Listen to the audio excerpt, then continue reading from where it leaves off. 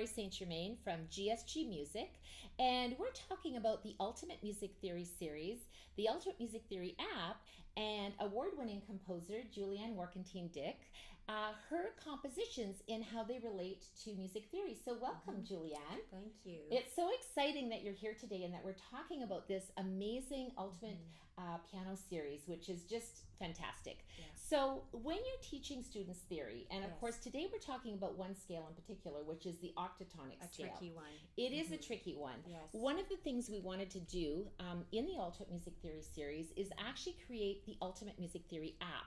And so when you are using the Ultimate Music Theory app, you'll simply correlate it to the workbook that you're teaching. So for example, if you're teaching intermediate rudiments, you would go to the subject, intermediate rudiments, within the Ultimate Music Theory app. And if you're doing lesson 7 on scales, you would simply tap on lesson 7 and poof, there you have scales. Great. So now we're going to have a listen to this scale. This is the Octatonic Scale.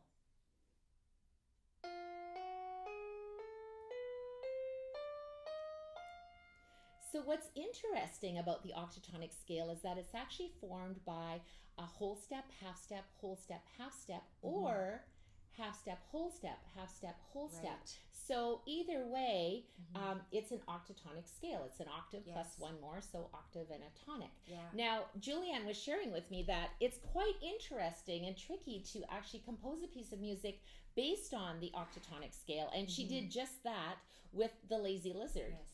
So tell us about your Lazy Lizard.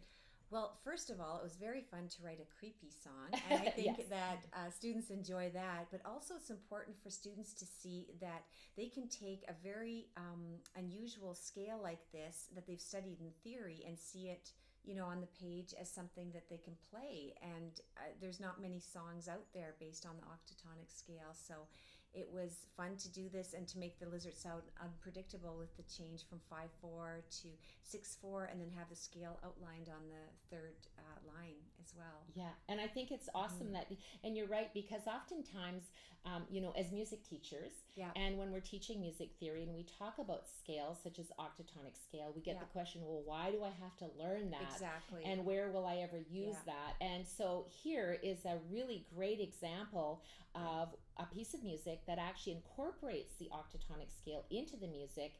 And Yes. the other unique thing that I love about it is how you've altered your Lazy Lizard with moving between 5/4 time and 6/4 time, and it's just fun to explore that and make your peculiar pet your Yes. very own. And for some of you, maybe you even have a lizard as a Yes. pet, which is a little bit no. creepy.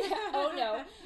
But I think, even with the terminology that Julianne has used into here, just using that language of music to describe the tempo, to describe the articulation, the dynamics, and just the mood of the piece, and, how it's kind of dying at the end. I guess the lizard is just slithering away. So Exactly.